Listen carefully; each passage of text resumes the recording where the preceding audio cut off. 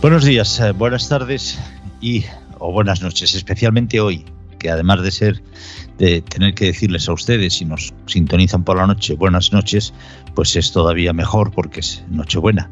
Estamos grabando este programa el 24, el día de Nochebuena, y a pesar de que ustedes lo pueden escuchar en Nochebuena, en Navidad, si están en Cataluña, en San Esteban, o si no están en Cataluña también, aunque no sea ahí tan festivo, o cualquier otro día de la semana que viene, de la semana en curso, nosotros sí que queremos decirles, aparte de desearles como siempre buenos días, buenas tardes y buenas noches, decirles que hoy especialmente queremos desearles una muy feliz Nochebuena. Nosotros lo estamos grabando en la mañana y a mí me gustaría empezar la plaza de esta semana resaltando que quizá nunca unas palabras delataron de una manera tan precisa la poca sustancia de este gobierno.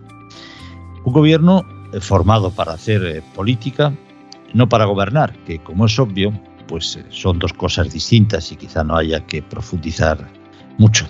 Política siempre es necesariamente partidista, aunque se puedan sumar, porque son propuestas de parte, aunque se puedan sumar a esas propuestas muchas otras maneras de pensar, pero en definitiva la política es una propuesta, nace de una determinada posición. Gobernar se gobierna necesariamente para todos, porque en definitiva es el gobierno de una nación y por lo tanto se viene a gobernar para todos. ¿Por qué digo que este gobierno, y que quizá con las palabras que les voy a recordar ahora delatan esa manía o esa idiosincrasia de este gobierno de estar haciendo política más que gobernando? Pues miren ustedes, se ha aprobado esta semana la reforma laboral y para justificar sus idas y venidas, sus muchos vaivenes, a la ministra emergente, Yolanda Díaz, no se le ocurre otra cosa que decir que la reforma laboral ha sido derogada políticamente, pero no técnicamente.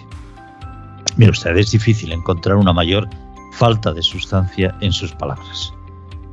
El gobierno, debo recordárselo, aunque quizá ustedes evidentemente de ello no practican, el gobierno solo habla a través del BOE. El gobierno no deroga leyes políticamente y no técnicamente. El gobierno solo deroga o pone en marcha aquello que publica en el BOE. Porque lo otro es interpretable, lo otro es humo. Por lo tanto, la reforma laboral que vaya al BOE es la reforma laboral que ustedes van a haber hecho, de acuerdo o no con patronal y sindicatos. No hay dos formas de entender la reforma laboral, una política y otra técnica. Eso es de nuevo, pues, otros de sus juegos malabares para explicar que, como no hacen en el gobierno lo que dijeron que iban a hacer, tienen que justificarlo en un terreno tan subjetivo, tan pantanoso, como es que políticamente al menos sí que han hecho lo que dijeron que iban a hacer. No lo han hecho. Porque lo que hace el gobierno, lo que sirve para los españoles es exclusivamente lo que se escribe en el BOE. Esa diferencia entre si se ha derogado políticamente o no y técnicamente o no, solo está en su cabeza y solo sirve, o cree usted que le va a servir, para justificar de nuevo un nuevo cambio, un nuevo giro, un nuevo veletismo en su forma de hacer. Pero en fin, hoy es Nochebuena y respetuoso, que no sumiso, con la tradición, como un conservador que uno es, pues me propongo que impere un espíritu de concordia, que lime las asperezas, que abra espacios de treguas y que busque desesperadamente cosas positivas, incluso en aquellas personas con las que uno discrepa en profundidad. Es Nochebuena y a ello nos debemos. Y es bueno que hoy sea Nochebuena y que el espíritu que nos invada sea el espíritu navideño. Es bueno, tiene que ser así. Alejandro Ramírez, bienvenido. Hola, de nuevo. ¿Qué tal? Alex Salmon, bienvenido y gracias. ¿Qué tal? Por estar con nosotros en este día tan especial y en esas circunstancias tan especiales, nuevas en tu vida. Absolutamente me siento estrella. Te sientes estrella, perfecto. Sí, la palabra Omicron es como la de un superhéroe, ¿no? La denominación da la sensación de que entonces como Marveliano. me embarga la Omicron que hace que me quede en casa solo en esta Nochebuena. Mira, cosas. Pues con Alejandro Ramírez y con Alex Salmón vamos a empezar la plaza de hoy. Empezamos. Bueno, y nos faltaba presentarles a ustedes, después del inicio de la introducción, a Xavier Bru de Sala, que estaba con los últimos detalles navideños, y por lo tanto no le hemos presentado en la introducción. Xavier, ¿qué tal? Pues muy bien, y perdonar, pero no. El santo en el cielo se puede ir más que nunca en Navidad, ¿no? Claro, estos días, claro. Muy bien. Vamos con los temas de hoy, si os parece. Yo tengo dos y todos los que vosotros queráis poner sobre la mesa, especialmente la reforma laboral. Finalmente se ha aprobado. Alejandro, ¿qué es lo que aporta? ¿Qué es lo que deja de aportar? ¿Qué podemos esperar? ¿Qué no? Bueno, vamos a ver, al final creo que es una reforma que se ha aprobado con vista única y exclusivamente a que Bruselas le dé su bendición y a que pueda desbloquear el dinero de los fondos europeos que queremos recibir, porque lo que ha salido al final de la reforma y lo que parecía que iba a salir en un principio, pues no tiene nada que ver. Toda esa promesa que hizo Pedro Sánchez, que hizo la ministra de Trabajo, Yolanda Díaz, de acabar con la reforma de 2012, pues la verdad que no se ve en esta reforma. Se han alcanzado una serie de puntos para lo que no era igual necesario esos 9 meses de negociaciones que se han mantenido, porque al final se ha resuelto todo en estos últimos 20-30 días. La verdad es que me sorprende también el hecho de que se esté vendiendo a Yolanda Díaz como la gran vencedora de este acuerdo, como la gran triunfadora, cuando para mí es la gran perdedora. Porque hay que recordar que hace un mes esta reforma estaba completamente en el aire, porque por donde ella la quería llevar, al final tuvo que intervenir la ministra Calviño, tuvo que intervenir el presidente Sánchez y crear una comisión entre ellos que se reunieran prácticamente antes de sentarse en la mesa de negociación con sindicatos y con la patronal para ver qué temas eran los que se llevaban a esa mesa. Es decir, que prácticamente todo lo que se había visto los 9 meses anteriores pues no tenía ninguna validez. Y si no llega a ser por esta intervención, al final la patronal se hubiese quedado fuera de este acuerdo. Por eso que Yolanda Díaz emerja como la gran ganadora y la gran triunfadora no quieren hacer de este acuerdo, la verdad es que para mí está muy lejos de la realidad. Al final creo que es un acuerdo de mínimo, un acuerdo que aunque combate o intenta combatir los aspectos principales que se querían modificar, como el tema de la temporalidad, el de la negociación colectiva, etcétera, eso queda acotado, pero hasta cierto punto. Yo creo que hay margen para que siga dándose esos fenómenos dentro de la reforma laboral española. Y luego lo que no sé también, y mi duda, es si hay alguna trampa detrás de este acuerdo. Y me explico.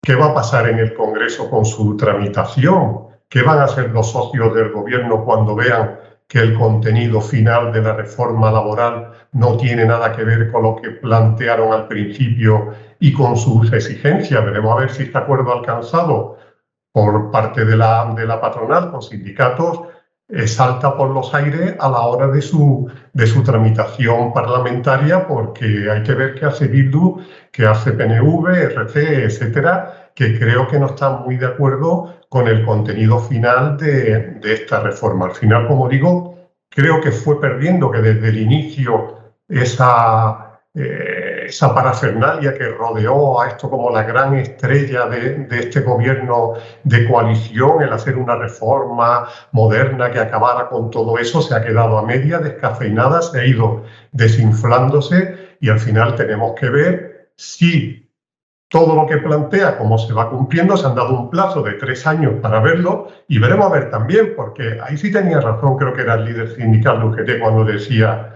que esto es como cambiar las normas de tráfico y no tener guardias civiles para vigilarla, ¿no? Que veremos a ver también quién vigila, porque parece que la inspección de trabajo está bajo mínimos también, y creo que da mecanismo para que no cambie mucho esa reforma que tal y como estaba planteada desde 2012. Y luego otro aspecto preocupante también es el de los ERTE, ¿no? Porque ya lo quieren hacer permanente, una herramienta que ha sido muy útil durante la pandemia. El hecho de que ya entre a formar parte de una manera así permanente, no sé si va a dar lugar también a una picaresca entre empresas poco recomendables que se abonen a este dinero público, y la verdad es que las cuentas del Estado no están para de manera permanente hacer frente a estas contingencias.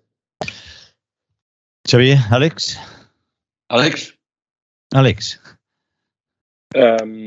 Yo creo que la izquierda tiene, cuando gobierna, sabe tomarse el pelo de una forma fascinante.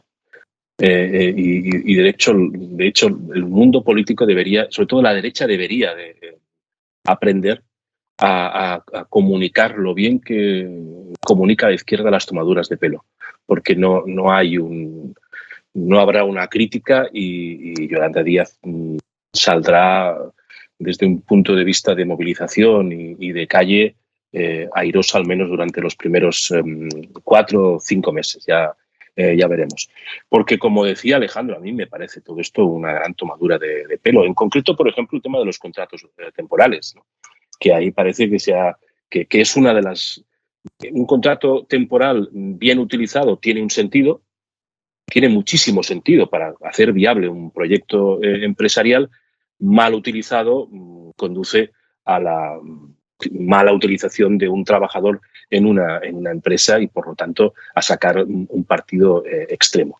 Pero en este caso, lo de los contratos temporales en la reforma, pues no sé cómo lo ves, Alejandro, pero yo lo veo como que ha pasado como sin pena ni gloria. Pero, sin embargo, la izquierda sabe tomar el pelo. Es que siempre lo ha sabido hacer.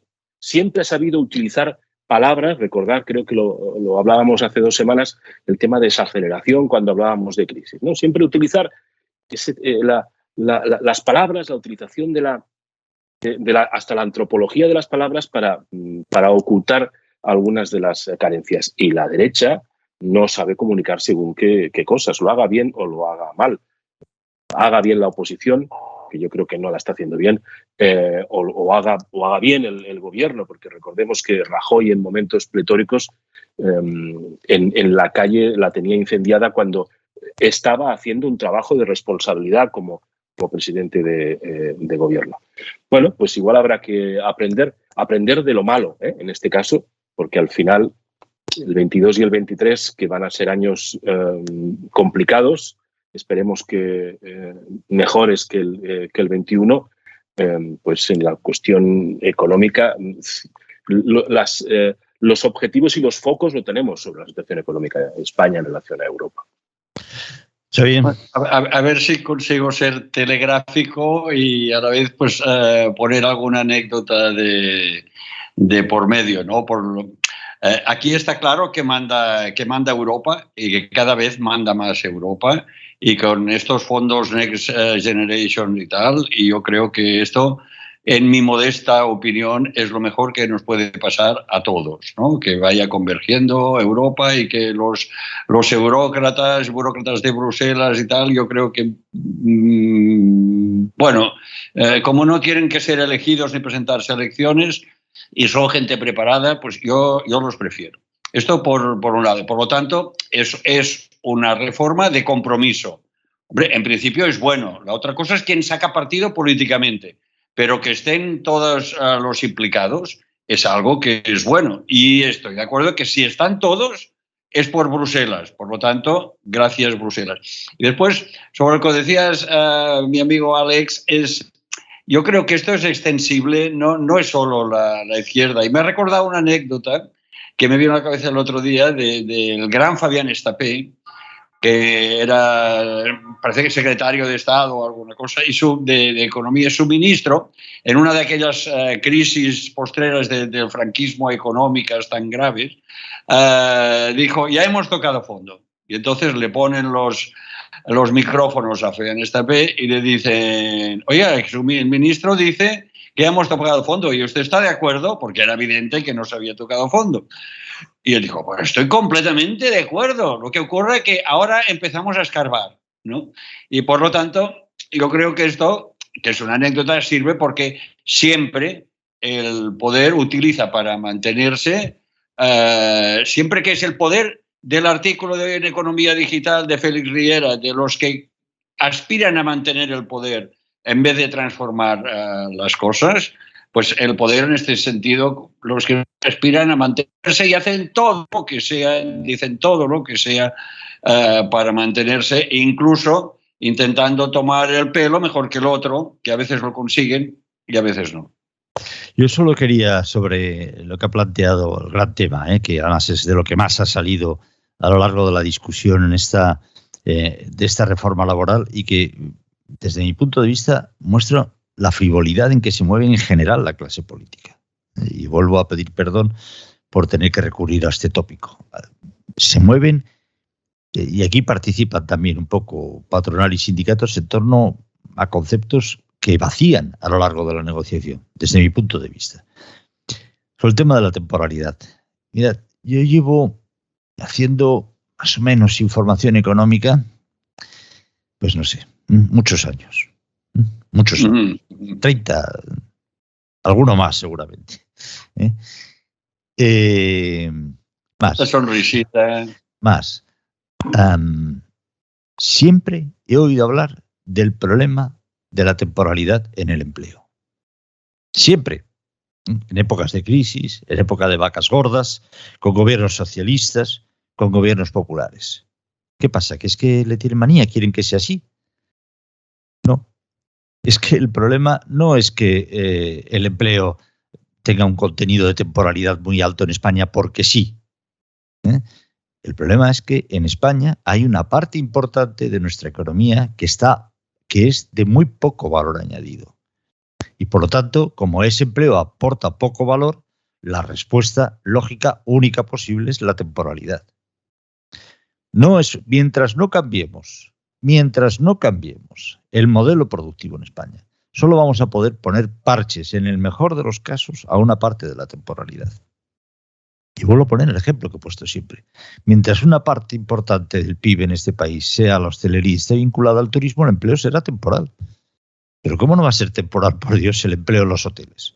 Unos hoteles que pasan de tener un 90 y pico por ciento, un 100%, o que pasaban durante las épocas desde mayo hasta septiembre, octubre, el 100% de ocupación, a tener de pronto el 30 o el 40% de ocupación.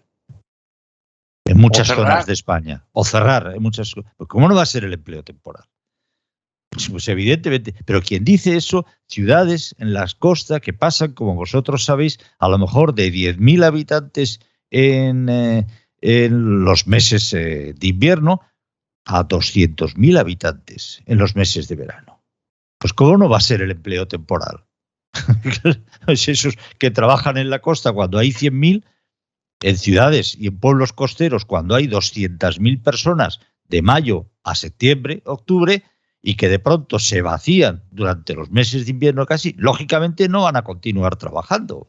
¿O qué hacen las empresas? ¿Los tienen ahí? Es decir, claro que el empleo va a ser temporal en España. Es evidente que dentro de esa temporalidad hay abusos, como en todo. Pero de fondo no vamos a poder cambiar el exceso de temporalidad en el mercado laboral español si no cambiamos el modelo en el que nos apoyamos. Pues bien, de ese modelo sigo sin escuchar ni una palabra, incluyendo en el famoso plan de resiliencia España, plan de recuperación, sigo sin escuchar ni una sola palabra. No hay. Por lo tanto, bueno, pues vamos a seguir. Si queréis, volvemos a discutir la reforma laboral, cómo acabar con la temporalidad en el empleo español. No vamos a acabar. Porque tenemos una economía muy temporalizada que genera poco valor añadido. El sector de cava no puede acabar con la temporalidad, pero va a acabar la temporalidad. Si tiene concentrado el no sé cuántos % de sus ventas a lo largo de 3 meses del año, por poner un ejemplo, pues vinculemos a eso empleos en la distribución, empleos en la logística, etcétera, etcétera. Es decir, Y es una temporalidad, Juan, quiere decir que una temporalidad, bueno, Xavier lo sabe mejor que nadie, que está instalada también en el sector público, no solo en el sector privado. Que al final también, y por una cuestión lógica de funcionamiento, porque hay momentos puntuales, no sé, por ejemplo, en el Instituto Nacional de Estadística, que le coinciden 2 o 3 encuestas al mismo tiempo, la encuesta de población activa, el IPC, no sé qué, y necesita tirarle una masa de personas para hacer ese trabajo determinado, y luego es verdad que se abre ahí un periodo donde no está tan apretado. Lo mismo sucede en otro ministerio, y no queda más remedio que echar mano de bolsas de empleo y de contratos temporales. Es que no solo el sector privado, es que el sector público también tiene que echar mano de esa temporalidad. Y por eso hay la solución que se ha dado en la reforma laboral con contrato de formación. Yo creo que eso ya lo he visto antes también, ¿no? Todo es viejo, sí. Eso al final es una manera de camuflar también la temporalidad, como darle oficialidad, pero no dejan de ser contratos temporales, vamos a llamarlo como sea. Aquí dan 2 modalidades y yo creo que es que no aporta nada nuevo, como bien apuntabas. Han tenido la posibilidad de combatir algo la temporalidad en un sector, que es en el sector sanitario. No lo han dedicado ni 5 minutos, ¿eh? El sector sanitario podían haber dicho, oye, tenemos un problema en el sector sanitario público, mayoritariamente, hay un problema de temporalidad importante. El sector sanitario público depende exclusivamente de las administraciones públicas españolas, gobernadas en su mayoría por los que desde el gobierno se llenan la boca de que hay que acabar con la temporalidad. Aproveche usted, llevamos 2 años de pandemia, haga un plan de política de salud pública, contemple, vea las necesidades de empleo que hay, vea todos los temporales que hay en el campo de la sanidad. Nada de eso se ha hecho. Es decir, no quiero, que es Navidad, insisto, que es Nochebuena, es decir, no quiero agriar el espíritu que nos invade o nos debe invadir. Nada se ha hecho. Entonces, ¿qué me está usted diciendo de temporalidad? En fin. Bueno, yo como ya lo tengo la sangre agriada por las circunstancias, sí quiero. O sea, yo creo que los primeros que tienen que demostrar o tienen que crear una coherencia dentro del contrato temporal es el mundo público. Es la función pública, como tú decías, Alejandro, son los primeros. Y ni la sanidad pública ni la educación pública tiene un sentido acorde con lo que tendría que ser. O sea, no puede ser que haya médicos que estén contratados una semana o enfermeras y lleven así 3 o 4 años. O maestros que los contraten desde hace 10 años, 2 meses, 4 meses, 5 meses. Yo entiendo la temporalidad desde otro punto de vista cuando las circunstancias son evidentes. No sé, en el mundo de los medios de comunicación, sobre todo en la radio y en la televisión, que son necesarios mantener 24 horas de programación. Cuando arrancas un proyecto con una media de gente de 25 años, llega un momento que de pronto pues empiezan a quedarse personas embarazadas, hombres embarazados, ¿no?, como se llama ahora, y mujeres embarazadas. Y eso genera unos años en donde necesitas unos contratos de temporalidad que pasa de uno a otro y a otro, porque cuando encuentras a alguien que es bueno, pues lo quieres seguir manteniendo. Bueno, pues es verdad, hay personas en las televisiones públicas o privadas que mantienen contratos temporales desde hace 3 o 3 años y medio, pero que tienen una lógica dentro de lo que es el trabajo diario. Ahora, empecemos por la cuestión pública, de verdad. No tiene sentido lo de la sanidad pública y la educación pública en cuanto a profesores, Alex, enfermeros y médicos. Tenemos un problema con el despido, el coste del despido, las indemnizaciones, lo hemos comentado en otras veces. Se planteó como el tema de la mochila austríaca, que es una solución que aparentemente a varios de los sectores sociales estaban dispuestos a estudiar. Les ha parecido muy complicado. Si es que eso les iba a distraer. No le interesaba ni al gobierno porque tenía un deadline, no le interesaba a los sindicatos, a ver cómo le explico, y ahora esto, y, en fin, muy complicado. La patronal divididísima, con un Garamendi presionado hasta los huesos y hasta el tuétano por el gobierno. Y no les ha interesado. Y ahí hay un problema real que tenemos que solucionar en el mercado de trabajo. Hay un problema real, porque eso influye directamente también en la temporalidad de empleo. Si tú crees que vas a tener que un trabajador, conforme más tiempo esté en tu empresa, va a generar un pasivo unos derechos de indemnización que se te pueden acabar haciendo una losa tremenda, recurres a los contratos temporales, evidentemente, y si puedes de autónomos y falsos autónomos, pues claro, porque no lo vas a hacer.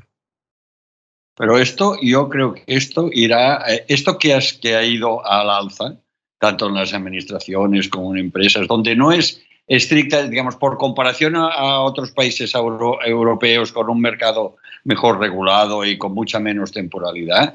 Es decir, la que es temporalidad, que decía Juan, la del turismo o la de las cosechas, esa temporalidad va a existir siempre, no hay... pero la otra, la que no es de uso sino de abuso, de la cual han dado el peor ejemplo y yo creo que más extenso y amplio ejemplo y fatal las propias administraciones, tanto unas como otras como las de más allá, todas han abusado de esto con la concomitancia de los propios sindicatos de los funcionarios de la función pública, que también ahí, digamos, sobre la independencia o el trabajo de muchos sindicatos habría que hablar largo y tendido, porque al final quien lo va a arreglar o quien lo está arreglando es por imperativo europeo, no por lucha sindical. A ver si también nos entendemos, ¿no?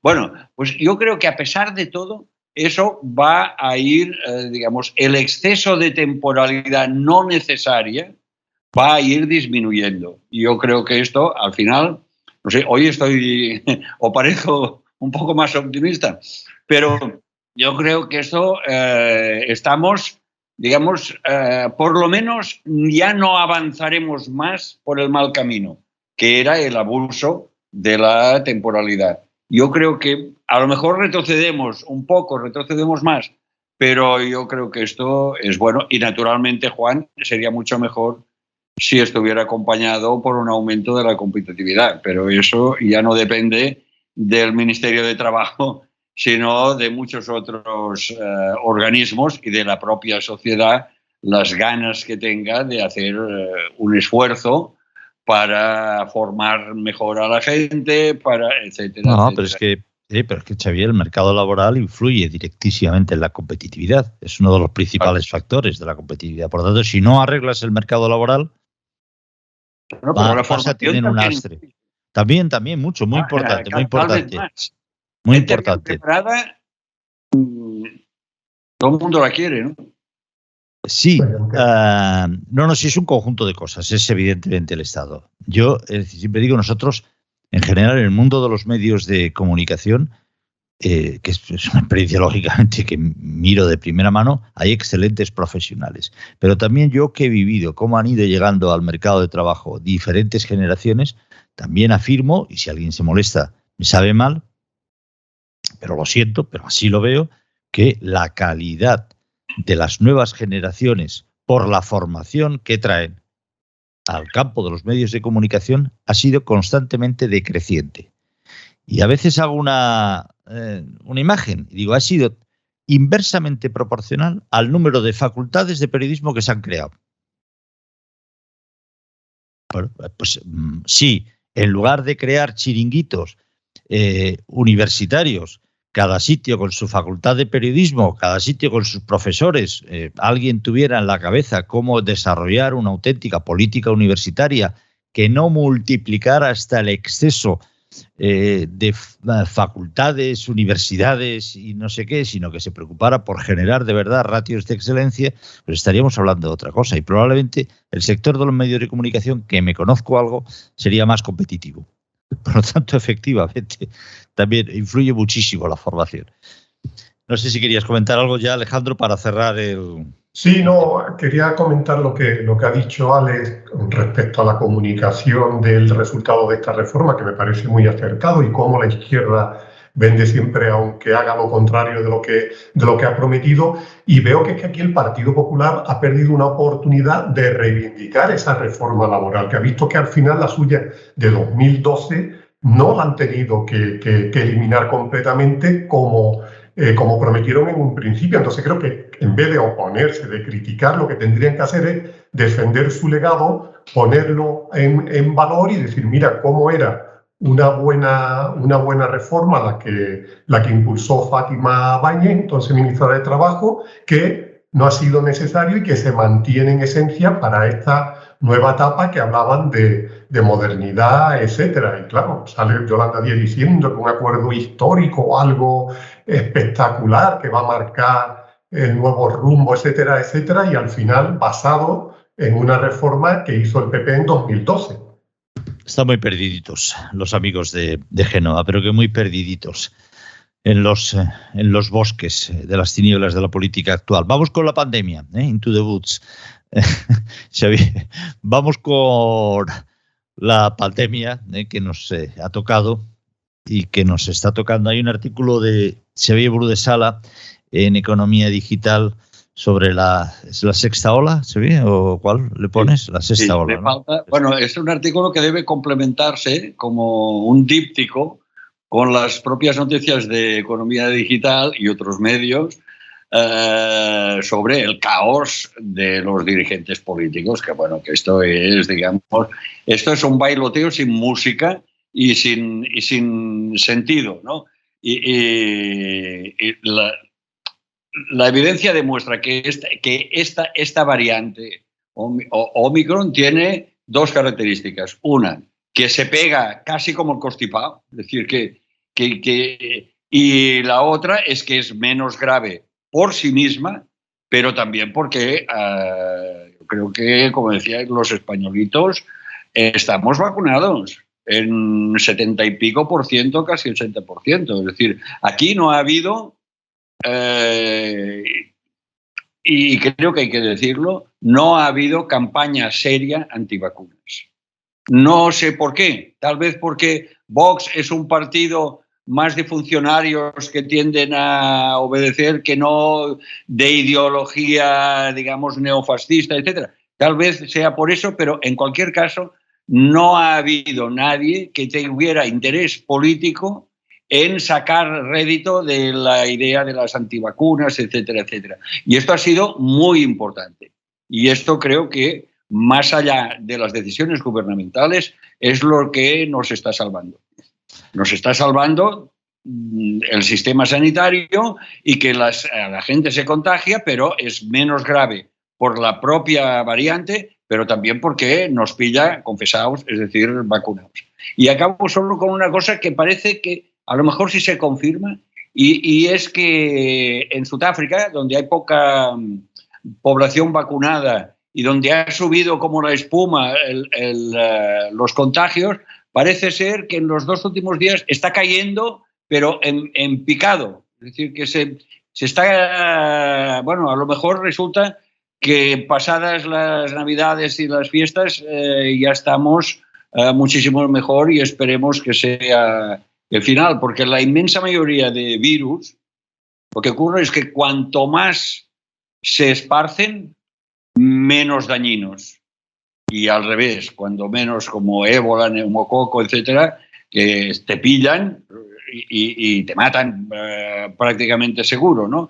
Pero estos andan muy escasos, son más difíciles de contagiar, ¿no? Yo lo que creo es que todos tenemos que hacer un esfuerzo, y creo que la mayoría lo están haciendo, de cambiar planes en Navidades, de no arriesgarse, y después, bueno, si uno se quiere poner la mascarilla, se la pone, pero mejor en interiores que en exteriores, mejor ventilar y pasar frío, que no, etcétera. Todas esas cosas que ya las sabe todo el mundo y que no hay que recordarlas, pero hay que cumplirlas, porque es menos grave, seguro, en la inmensa mayoría de casos, pero a veces pilla que te vas al hospital y a nadie le gusta. Y si el 80% de que están en la UCI más o menos son no vacunados, pero el 20% son gente vacunada, por lo tanto, extrememos la precaución, porque esta lotería inversa nos puede tocar a cualquiera y por lo menos puede ser muy desagradable. Alex. Yo esta mañana que he estado siguiendo a unos cuantos médicos de estos que tienen Twitter y que son directores de servicio de grandes hospitales, había unos cuantos que coincidían con la frase de Omicron está acabando con la pandemia. Bueno, pues bueno, está bien, ¿no? Y además esto coincide con lo que está diciendo Xavier Bru de Sala. Efectivamente, en Sudáfrica, después de un incremento impresionante de contagios, de pronto ha empezado a bajar, como si todo el mundo ya lo hubiera pillado y entonces pues ya el bicho ya no entra. Yo me siento ahora mismo un animal con una inmunidad inmune completamente. La inmunidad de grupo famosa. Sí, la inmunidad de grupo famosa que no funcionó en Suecia. Recordar que al principio Suecia iba por esa vía en el mes de marzo y abril, pero no funciona cuando al final el virus te conduce a la UCI. En este momento quien está realmente sufriendo son los CAPs, las asistencias primarias, y ahí no hay un refuerzo, no se ha contratado o se dejó de contratar a la gente que ya estaba contratada durante este verano y así estamos. Debo decir que cuando, como tú dices, Juan, cuando escuchen esto, sea Nochebuena, sea por la mañana, sea Navidad, San Esteban, o sea fin de año, les debo decir que a esta hora ya llevo 60 horas esperando una llamada de el IX, de salud, para informarme o decirme. Lo digo porque me dijeron que me llamarían, ¿eh? No hace falta que me llamen. Pero hay que decir previamente que Alex Salmond ha dado positivo en COVID. Porque sí, no lo hemos dicho hasta ahora. Hemos hecho algunas bromas, algunos circunloquios, pero no lo hemos dicho hasta ahora. Pero claro, si no se va a entender. Sí. He dado, y lo he dado como si fuera un constipado normal y corriente. O sea, ya tenía prevista una PCR preparada para esta Navidad. Yo pensaba que iba y estaba constipado y ya está, y no, parece que el constipado era con el bicho dentro, pero los síntomas eran exactamente igual que un constipado.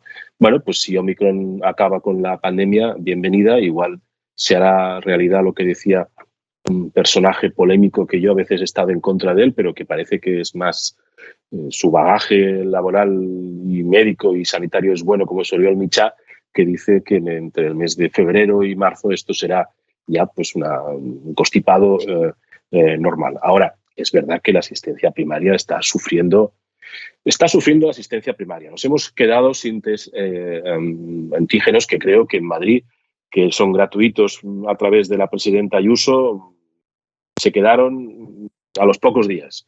Tampoco en Valencia, ¿eh? En Valencia, no por salvar a Ayuso, pero tampoco en Valencia. Y me temo que en otras partes de España tampoco hay ya test antígenos en la farmacia. La gente ha especulado igual que lo hizo con el papel higiénico en marzo del 2020.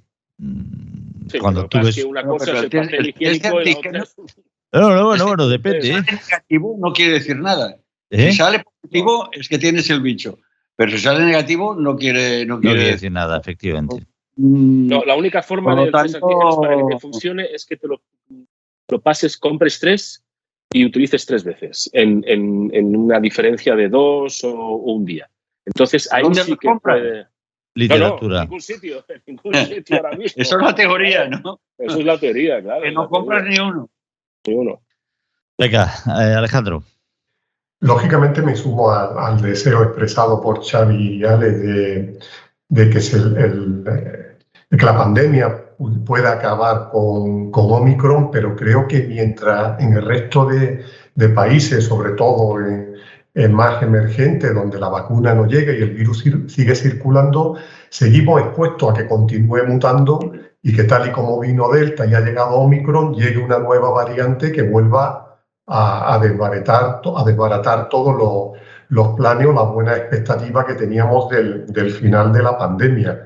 Y para mí lo grave que ha pasado ahora ha sido que en una sexta ola, en 6, que ya está bien, el virus siempre ha ido por delante de los políticos, siempre ha ido por delante nuestra, siempre hemos tomado las decisiones tarde y mal. Y en esta ocasión yo creo que se ha batido ya todos los récords de despropósito. Además ha sido una estafa por entrega, que apareciera el domingo un presidente del gobierno, una declaración institucional por la mañana, con lo que eso supone, para no decir absolutamente nada, y que después en la reunión de presidentes, pues lo único que se aprobara prácticamente era el tema de las mascarillas en exterior, que bueno, yo todas las medidas que vengan las considero oportunas, las veo bien, pero mucho me temo que esta no sea la más adecuada para frenar el virus, porque no sé cuántos contagios se producen en el exterior, pero creo que son mínimos, no hace falta ser científico para conocer eso. Y se han perdido oportunidades como, por ejemplo, esta última semana, pues que los colegios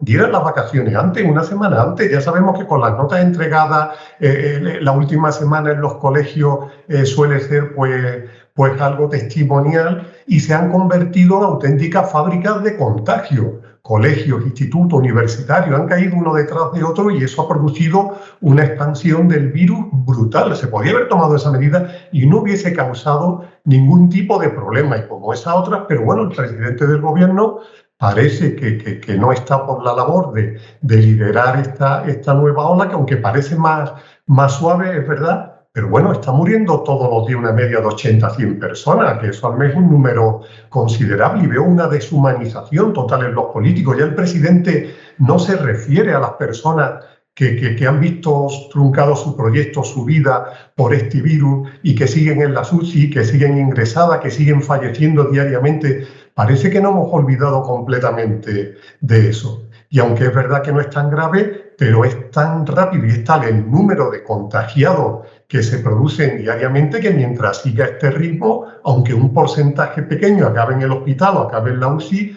terminará al final por colapsar completamente el sistema sanitario. Se está colapsada la atención primaria y veremos a ver si en un corto plazo de tiempo no se traslada ese problema a la UCI hospitales, porque a un ritmo de 70.000, 80.000, 90.000, por muy pocos que diariamente acaban en el hospital, que están acabando, que eso no se olvide que están acabando, esto al final va a acabar en un colapso total. Por eso es que no entiendo la posición del gobierno y cómo ha gestionado Sánchez esta manera de enfocar esta sexta ola. Yo voy a respaldar absolutamente las palabras de Alejandro. Me sabe mal, pero tenemos un gobierno que no gobierna, que hace tiempo que no gobierna.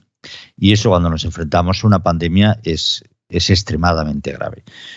Estamos repitiendo lo que ocurrió prácticamente al principio. No hemos aprendido absolutamente nada. Los españoles sí hemos aprendido. Hemos aprendido tanto que cuando el gobierno dijo que no hacían falta las mascarillas por la calle, los españoles se las seguían poniendo. ¿No os acordáis? Por lo tanto, no va a haber ningún cambio. El 70% de las personas que yo veía por la calle llevaban mascarilla cuando el gobierno decía que no hacía falta. Pero bueno, es que Alejandro, completamente de acuerdo. A mí me resulta inédito, absolutamente inédito, las 4 últimas intervenciones que he visto del presidente del gobierno, su entorno. Una es para anunciar a bombo y platillo una conferencia, una declaración institucional, evidentemente sin preguntas, o sea, lo del plasma ya ha quedado superado, pero al cuadrado, lo del plasma de Mariano Rajoy. Bueno, sin preguntas y nada, para decir que se iba a reunir el miércoles con los presidentes, cosa que ya sabíamos, por otra parte. Toda una declaración institucional en la cadena pública nacional de televisión para decir que se va a reunir con los presidentes autonómicos con lo que estaba cayendo. El miércoles, después de la reunión, todas las medidas que se toman es obligar a llevar las mascarillas en la calle 2 días después, el viernes. De verdad que me resulta alucinante. Ahora, eso sí, anoche estaba en el programa de Buenafuente con motivo de la despedida del programa de Buenafuente de Movistar. Anoche estaba en el programa saludando a Buenafuente y haciendo algunas bromas. Es indignante, sobre todo porque yo creo, como tú decías, Alejandro, el tema de la deshumanización, estamos ya además perdiendo de vista los tremendos costes invisibles a corto plazo de esta pandemia. Mirad, de momento, probablemente el ocio nocturno o las empresas de ocio nocturno en Cataluña se hayan ido al garete o casi. Yo no discuto si tenían que cerrar o no tenían que cerrar, pero de momento eso está ahí. Y esos son puestos de trabajo, muchos puestos de trabajo, por poner un ejemplo. ¿Pero puede servir? No, porque quizá yo me puedo ir de fiesta a Vinaroz, que pertenece a la Comunidad Valenciana, y volver tranquilamente en coche a Cataluña. Yo puedo disfrutar del ocio nocturno en Vinaroz y volver, no recuerdo ahora si en Valencia hay o no hay toque de queda, creo que no, o hay ocio nocturno, se prohíbe, no, ahora no exactamente no recuerdo la comunidad, pero puedo hacerlo perfectamente sin problemas. Por lo tanto, puedo contagiarme en la Comunidad Valenciana, expandir mi contagio, pero habiéndome cargado el ocio nocturno en la Senia o en a Tortosa o en el Delta, que es la zona colindante con el norte de la Comunidad Valenciana. ¿Y quien dice eso? Lo digo con Aragón. O lo puedo decir con Navarra, con el País Vasco. Dijimos ya entonces, ¿os acordáis? Hace 2 años, que esta pandemia solo se la puede combatir, primero, evidentemente, internacionalmente, porque es una pandemia global. pero también, evidentemente, desde un punto de vista nacional. ¿Pero qué es eso de la cogobernanza? ¿Pero qué coña marinera es lo de la cogobernanza, de verdad? Tienes que dictar una serie de medidas avaladas por comités de expertos en el que contemples los costes sociales, económicos, sanitarios. Para eso tenemos un gobierno y luego ya sí, la aplicación en cada comunidad autónoma pues tendrá sus matices en función de sus competencias, en función de sus especificidades. ¿Pero qué es eso de lavarte las manos y decir solo lo de las mascarillas? Es que me parece de verdad insultante. Claro que hay costes. Que la atención primaria esté colapsada no solamente significa que los trabajadores de atención primaria están sufriendo un estrés que para todos estos que se llenan la boca con que no dejaremos a nadie atrás, están dejando atrás en la gestión de la pandemia. Están sufriendo realmente estrés y está empezando a haber un número de bajas importantes entre los trabajadores de la atención primaria, que también son de Dios.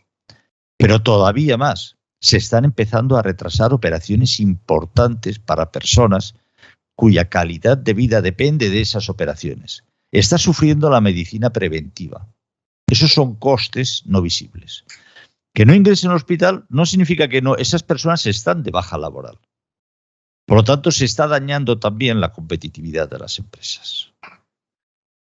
Nada de eso está en ningún escenario, nada de eso parece que esté en la mente de nuestros queridos gobernantes. Pero está ahí. Esto es cierto.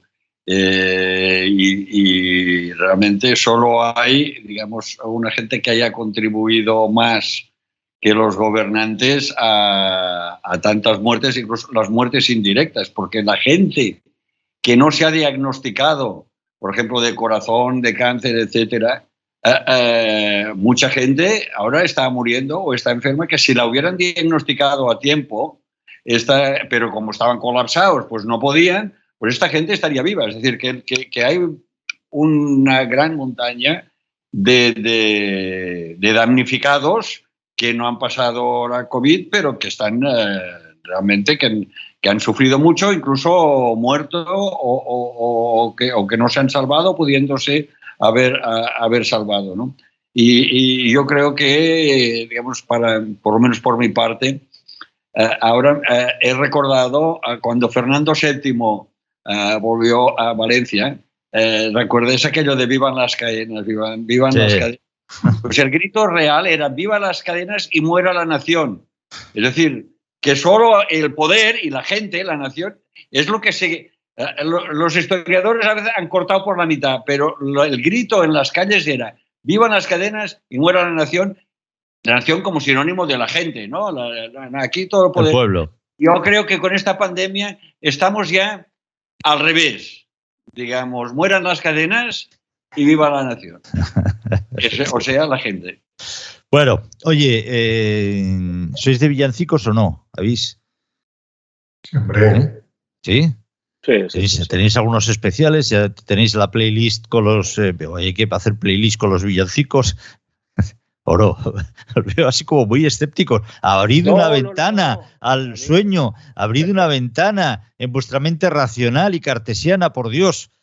Yo soy oyente. En el tema villancicos, soy oyente. Lo dices porque no cantas. Yo había cantado esta mañana villancicos. A lo que me echen, pues y ya está, ¿no? Con paciencia. Claro. No, yo soy muy de villancicos, además es que me imagino como a vosotros, ¿no? Me trasladan directamente al mejor momento de escuchar villancicos, que es la infancia, ¿no? Uh-huh. Ahí se mete pues la abuela, la tía, tus padres, todos de golpe están ahí presentes cuando oyes algunos villancicos. Yo recuerdo, ya tengo unos cuantos años, yo recuerdo cuando llegaban estas fiestas, lo primero el primer recuerdo que tengo es que en la